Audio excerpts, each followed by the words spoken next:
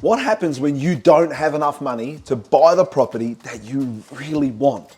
Especially as a first homeowner, I see this so often. And what you need to understand, as a first homeowner, your primary goal should be to just get into the market. Get a property, own that property. You want to transition from being a renter to a homeowner. So the focus should be like, how do I get onto the property ladder? How do I get into the property market? But the challenge is, one of the big things that holds a lot of families back is they realize that they can't really afford to buy what they want to buy. So what do? At Teach Me About Property, we have the property buying triangle. And it helps you to understand, look, if you've got all the budget you need, the ideal amount of money, you can basically buy what you want where you want, right? But let's slow it down for a second. You've got the property buying triangle. On one side, you have the property type. What does that mean?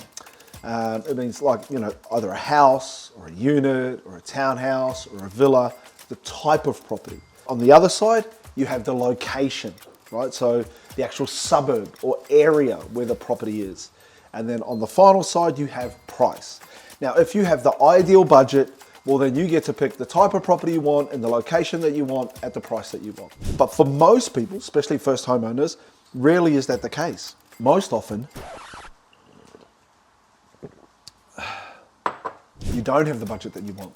It means you only get to choose 2 out of the 3 sides of the property buying triangle. So let's have a look at this. So you either get the price that you want and the type of property that you want, but it won't be in the location that you want. Or you get the price that you want and the location that you want, but it won't be the type of property that you want. Or you get the type of property you want and the location that you want, but it ain't gonna be the price that you want, right? So because you're limited on funds, then you have to choose 2 out of the 3. That's just the way it is. The analogy we use is your first property is like your first car. It wasn't the best car, it wasn't perfect, but you know what? It was yours, right? It gave you freedom. You could go and do things that you'd never been able to do before, and you become mobile for the first time. You had your own wheels, baby, right? But it wasn't an ideal car. Well, certainly wasn't a perfect car. It's the same with the property, but here's the difference.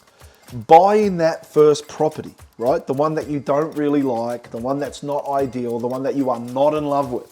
Buying that property is going to increase in value. And when it does, you can use that to get into the property that you do like. So the biggest mistake that people make is they go, oh, well, you know what, Massey, we'll just wait.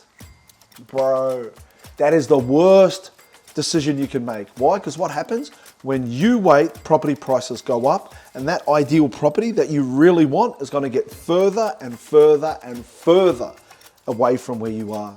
The smartest thing you can do, we call it the TMAP 2-step, buy what you can afford now to get what you really want later. It's simple, guys.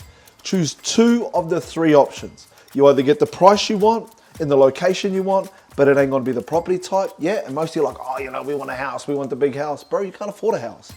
Buy a unit, buy a townhouse, buy something, right? Or you get the type of property you want, you get the house, right? You get the location, yes, but it ain't the price, so you can't afford it.